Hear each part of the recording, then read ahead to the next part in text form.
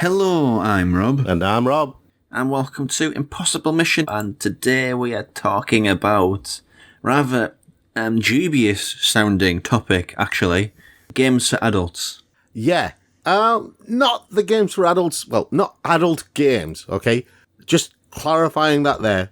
We're not talking about the games where people are in the nud and they're doing all sorts of random things. Yeah, I wouldn't call them adult thematically, but they're not adult content-wise, because you get games like Leisure Suit Larry, and Leisure Suit Larry could never, ever, ever be prescribed as an adult game because it's as complicated as boobs. Well, this is the thing. It's an adult game because of the nudity and the sexual connotation, stuff like that, but we're not talking about those particular games. We're talking about, like, mature games. Because those games go way back. There's like famous examples on the early computer games in which the big point of it was, I think one of them where I can't really talk about this without being skirting past that sort of level of accessibility and going straight into basically games where sex was the main point of it. Yeah. Lots of famous examples, and I'm not going to use the footage from them either because they leave very little to the imagination. I mean, the thing is, games for adults, historically, games for adults have been things like Leisure Suit Larry. I mean, there was infamously that Playboy game. I can't remember that one. That was on like all consoles. That was a game for adults, allegedly. God of War is a game for adults because it's got lots of blood and violence and gore and all sorts, and you replenish your health. You replenish your health by going to a brothel. No, you don't. Or whatever it was. You got that completely wrong. I think it was one of the PlayStation 2 or 3 God of War's, PlayStation 3 I think it'd have been, where there was a bit at the beginning where he was in a pool with a load of buxom wenches, using the parlance of the time, and the camera panned over to the right or the left, and you mashed circle, and the camera would come back into shot, and all the ladies would be out of energy and spent, and you'd get loads of red souls to power up all your weapons. Oh, that was it. Yeah, sorry. I knew you replenished something by doing that. You just mashed circle, so that's how Kratos gets things done. Mashing the circle. That's a gamer euphemism that never took off, isn't it? Yeah. But no, I mean, gamers for adults, it's coming from a different aspect, a different approach to what it means for a game to be an adult, I think. That's what we're talking about here. Yeah. You can talk about sort of lewd games, sexual games. There's like a Dave Mirra XXX game. No, it was Dave Mirra Motocross, or Motorbiking, sorry. No, it was a BMX Triple X. Yeah. And he wanted to do the Triple X game, and he took his name away from it. He didn't want his name associated with it. Well, I remember. No, because he didn't actually get a choice. They went ahead and did it using the Dave Mirra engine without actually telling him. Oh, no, but they didn't have his name on the game. No, they didn't have his name on the game, but he basically was not happy with them at all. No. Those games were good back in the day, the Dave Mirra games. And that was kind of yeah, I'm not playing that. I'm done with that franchise moment. But that's the thing, though. When people talk about adult games, adult video games, they're always referring to games that have sex or, violence, like extreme violence, stuff like that.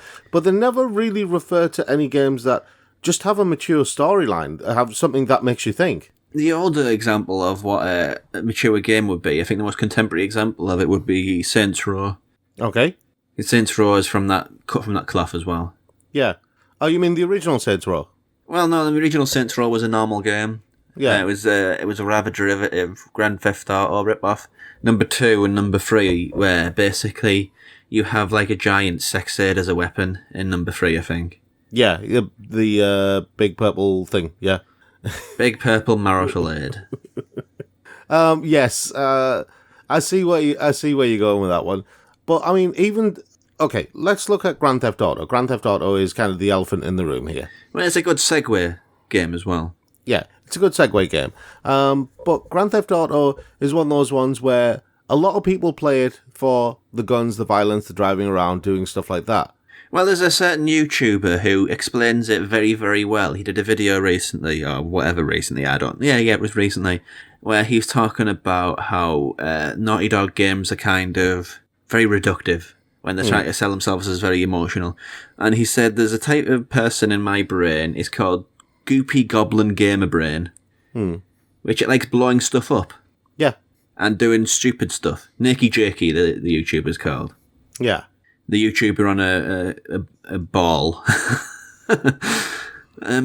And it keeps on making you do these other things. It keeps on making you do these story missions that are very basic and derivative, but, well, the core of Grand Theft Auto is the thing that made them the money. Yeah. The thing that made them the money is the open world, is the driving a car up to the top of a mountain, and, you know, the prostitute aspect of that game, where you spend time with one and you get your health back.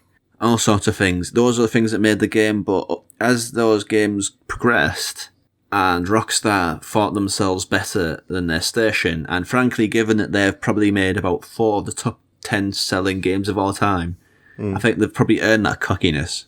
But at the start, they become a bit more mature with their storytelling. Yeah. And the maturity of the storytelling, I mean, number 4 is probably where it really kicked off. Yeah. The arc of number 4 was, heck, it's hard being an immigrant. Yeah.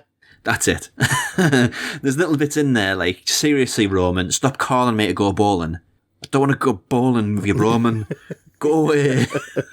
Well, that's the thing, though. I mean, if you take Grand Theft Auto as an example of how mature ideas, mature concepts can actually be told in video games in a really interesting form, because you can either take on the role of the person who is affected by whatever is happening, or you can take on the role of the person who's doing the affecting. And number 5, keeping the Grand Theft Auto, I don't know whether that has really got any sort of moral to it. I think as far as its moral goes, its crime is bad, but it's also good. Yeah. But I think that's as complicated as that one gets. Yeah, but this is the thing. It doesn't really... With Grand Theft Auto, though, you're still kind of being led around by the nose by the storylines. That's what I was getting at when I was opening up. A lot of people just play that game to mess around in the open world. Yeah. And that's why you referenced that certain video, the Goopy Goblin Gamer Brain. Yeah. It's just you want to go around blowing cars up. Yeah, but you don't make your own stories in that game. No. You know, you don't make your own story. Let's put it this way. Take the original Walking Dead game from Telltale Games, right? It's basically a glorified point-and-click adventure, but everyone praised it for the storytelling and for the choices that it forced you to make. Here's the question, especially though. The last one. Was that game actually that mature, or was it just that last choice was really emotional? That's where I was about to get to. Because outside of that, I can't remember anything. Yeah. There's one choice in a shop where you decide whether you save the young woman or the nerdy guy. Yeah. That's it.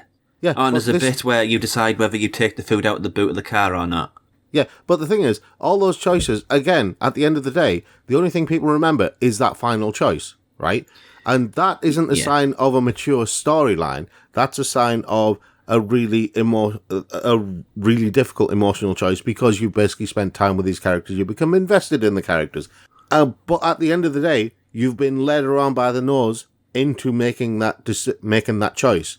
So no matter what you choose, it's going to affect you, because the story has led you there, right? Yeah, I mean, if you just sort of scan that idea through the rest of the franchise, I haven't played the most recent one, but number 2 and number 3 aren't really anything of anything. Yeah, but the thing is, you see that same thing happening... Because it doesn't have that big ending, that big sort of big whammo of the final moment. But the thing is, you see that exact same situation with storylines, with supposedly mature adult storylines. The exact same scenario happens in game after game after game after game after game after game after game. But then you go to something where you have a completely player-driven system. There is no storyline. There is, there's no narrative. You have a basic idea of what's happening around you, but then everything is on you. Everything is on the people around you. Everything is on the players. Like Eve, yeah? I knew you were fishing for that. I knew you were going to lead to that. there's a reason why I'm bringing Eve up, because the players make the stories in Eve. And there's a very big difference between a story created by somebody and a story that's basically created by the situation you're in. I mean, you have stories from Eve that actually make the news now. You have, and I'm not talking about the battles, I'm talking about somebody who's basically got really angry at a corp, who's basically then deleted his character, built a new character, infiltrated the corp, worked his way up over months and years, got to a position of power, and then dismantled the entire corp from the inside. And you think that's mature? No, I'm saying that's a revenge plot and a half, but that's not a revenge plot that someone's come up with. That's a revenge plot that someone's done on their own.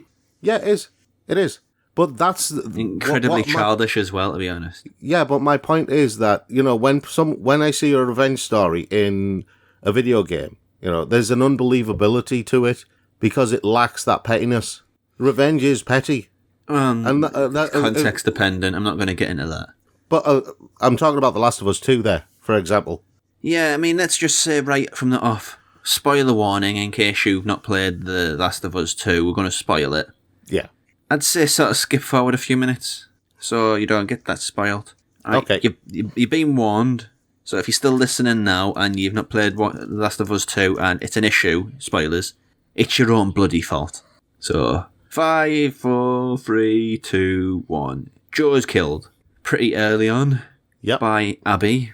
And then the game switches over to Abby and you see things from her perspective.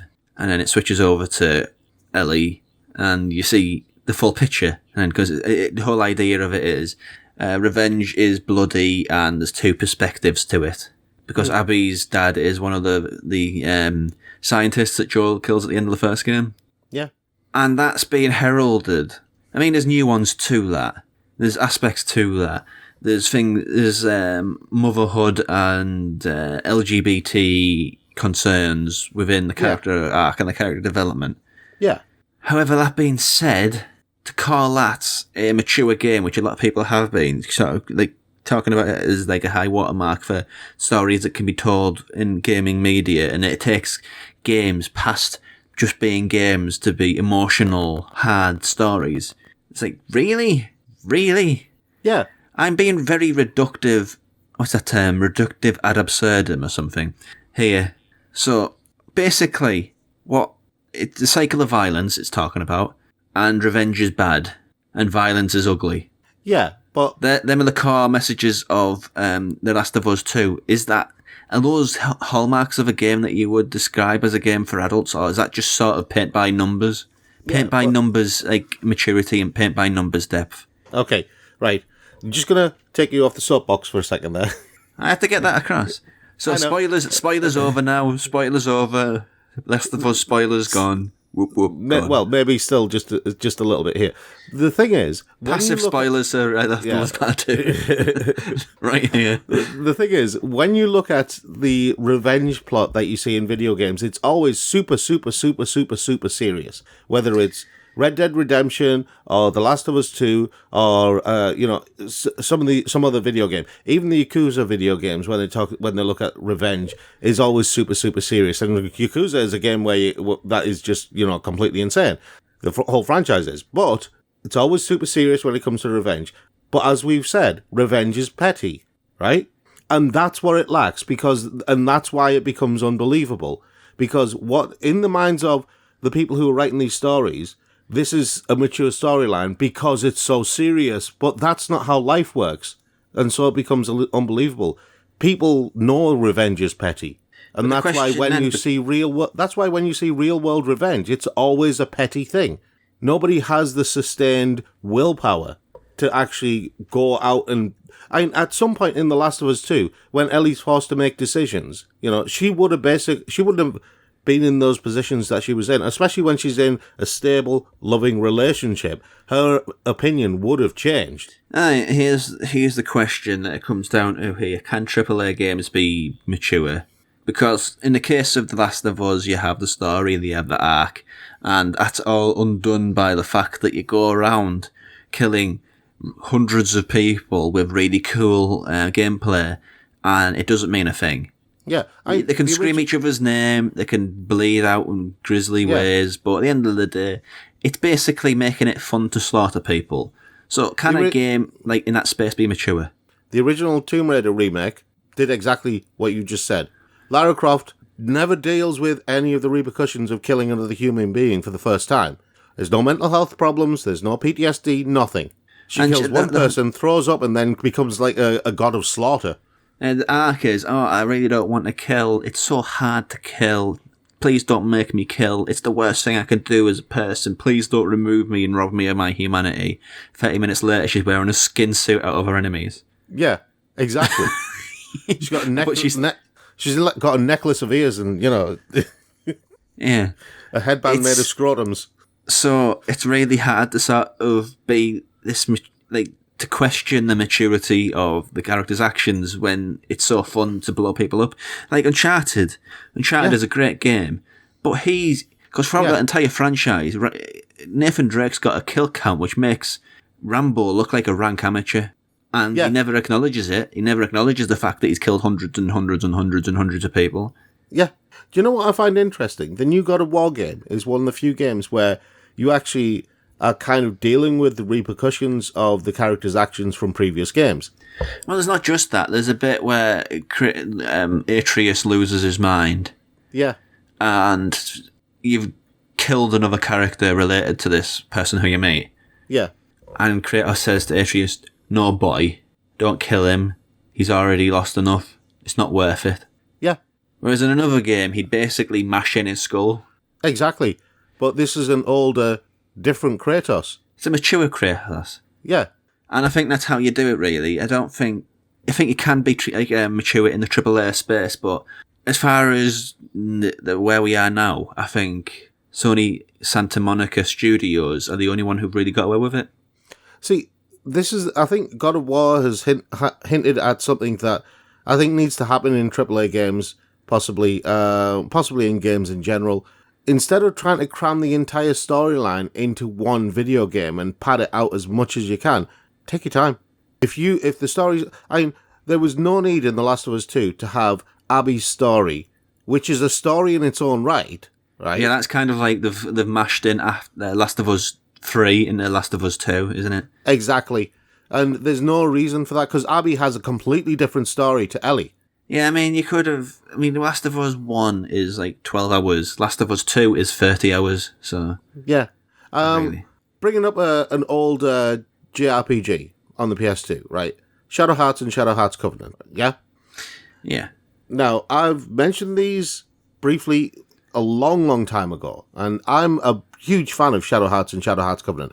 Not so much of Shadow Hearts 3 from the New World, even though it was a continuation of the whole series. But Shadow Hearts and Shadow Hearts Covenant, in the original Shadow Hearts, you are up against this big bad, an English gentleman who wants to use this young girl to conduct a ritual which is supposed to do something, right? Maybe end the world, you don't know. All you know is you have to save the young girl called Alice, right? And I can't remember his name. His name was Simon something, the bad guy. Albert Simon is the bad guy. But then you get on to Shadow Hearts 2, where you've basically... things have happened. I'm not going to... there are spoilers here for Shadow Hearts, so if you haven't played the game and you are intending to play... Spoilers for Shadow Hearts. Warning. So anyway, warning for about 2 minutes ago. Warning. Yeah. Yuri, who's the protagonist, he has a problem. He has devil powers, so he turns into different forms of demons, but it's tearing his soul apart. And Alice, the girl who's supposed to be sacrificed, she basically heals him, but they fall in love. But then she sacrifices herself at the end of the original game. So Yuri is basically waiting to die at her grave in France at the beginning of during Second World War. And that's when it all starts for Shadow Hearts 2. But that's where you also find out that Albert Simon, the big enemy of the first game, wasn't the big enemy. He was trying to save the world. He just used different methods to you. Yeah, I don't know if that's what you'd call mature or gaming for adults. I think that's... No, what I'm saying is that's an example of splitting up the story, but changing the narrative as you go along. Do you see what I mean? I struggle to think of any game within the space of anime hysteria or RPGs, JRPGs as it otherwise called, which I'd describe as mature or for adults. The kind of skew younger and the very broad strokes. I don't know. I mean, the Trails of the Legend of Heroes franchise has some mature narrative elements, but I wouldn't say overall it was a mature storyline. But it does break up the story over a series of games. It doesn't try to cram everything into one game. But here's the gambit, right? I don't think big studios can shrug off the idea that the AAA games can be for mature audiences as something which is pointless. Yeah. Because I think gaming, here's a tangent which also plays in. Gaming is more wide and varied than it's ever been. Yeah. The audience. But the audience isn't spending their time on games like God of War or whatever mature game you can think of. They're spending the time in the multiplayer space. Yeah. So the audience isn't as diverse in this AAA games market where they're playing games about dad of boy and whatnot. It isn't as diverse in the audience that goes for it. No. It's a very specific audience, and you can tell these specific mature storylines of an audience which has grown up with these consoles because the young audience isn't interested in them. The young audience is interested in Rocket League and Fortnite. And whatever the latest Call of Duty thing is. And you're exactly right on that. Or a sports game here or a sports game there, whatever. Yeah. Yeah, a sports game is kind of, that's an all ages thing, but mainly the adult player, the players over a certain age will use those as a wind down thing rather than, as a competitive thing. But mature storylines, see, this is the thing, going back to God of War, do you know what I thought of when I started playing God of War? The first thing that popped into my head was No Country for Old Men. Yeah, it is. It is. Has that vibe to it. And it's such a similar vibe, and I was surprised to feel that from a video game that I hadn't felt like that for a long time. Matching a video game up to a movie. There's also indie games that work within this sort of mature space, but I don't think when I think of a game for adults, I don't think of a game like No Papers, Please. It makes me question the choices of immigration. That's not really a game for adults in the same way. It's more of like it just asks you a question. Yeah. Of how you look at the world. And that's it. I'd say that's a mature game, but not in the same way though. I'd say it's a mature game, but not in the same way. I think it's something that allows you to focus on a specific thing. But if it was in a AAA game, it'd simply be one aspect of an overall, mature theme. Do you see what I mean? That whole bit of Papers, Please, where you decide on the immigration bit. There'd be an overarching narrative in a AAA game. You would have your character would have a life and a family. You'd see the effects of war and stuff like that. You'd see the effects your choices are making on people who you've let into the country or people who have been, who you've stopped at the border. There'd be a wider viewpoint in a AAA game. It wouldn't be so narrowly enclosed on just your job there and then, would it? No, it'd be a bit more diverse. Yeah, I mean, it's come back to this point that I've talked about before. Video games are at this point now where they know what their audience is. Yeah. And this whole idea of trying to appeal to all... a AAA game is basically shorthand for it's for everybody. But it's not. That's the thing. The AAA market is pretty specific, I'd say. And it's got to this point now where games have got to start growing up. Because they can't... I mean, to use the superhero movie sort of analogy, they've got to start making more Logans. Yeah. And less Deadpool 2s. I mean, there's still a place for Deadpool, but, you need that serious storytelling, you need that serious through line going through everything in order to retain your audience. Because your audience isn't kids. Your audience for AAA games are the ones who can afford the AAA games. Usually people with jobs, people who have families, people who basically want to play a good story. Yeah. And I think this next generation, the PlayStation 5, Xbox One, and whatever Nintendo does next. Yeah. And PC, which is kind of just omnipresent over a lot of them. Games need to start being a bit more specific about the fact that the people who play their games aren't teenagers. This whole idea of the gamer is some 12-year-old in their mum's basement with the joystick and Yeah. having their friends over and going to the arcade. That sort of stereotype is dead. Yeah. See, right. Now, but the thing is, gaming is now it's the biggest medium on the planet, Yeah. and it's basically as diverse in the story as it tells us the MCU. I'm not bashing on the MCU. I love that franchise, but at the same time, they're all kind of the same thing at the end of the day. Yeah. And video games are the same, but the medium has to acknowledge the fact that video games are the biggest entertainment medium on the planet, and so the titles that get made and produced have to reflect that. Yeah. Well, let me ask you a question. Right. I'm going to just go through certain games, and I want you to tell me, is this game a mature game or not? Or is it a game that's kind of all ages, for teenagers, Okay. whatever? Persona 5. A little bit of both. It tries to be mature, but the way it handles it is kind of ham-fisted.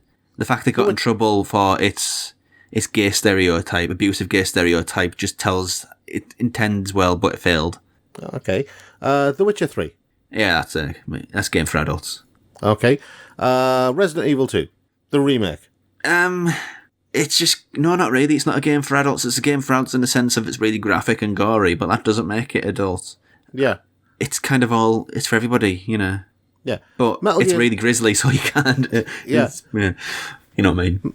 Metal Gear Solid 5. Yeah, I don't even know what that is. It's garbage. But, Dark Souls. Dark Souls 3. that's for everybody. Yeah. Only the patient, like subsect of everybody. I'm Yeah. not that. I'm not one of those. So okay, Nier Automata.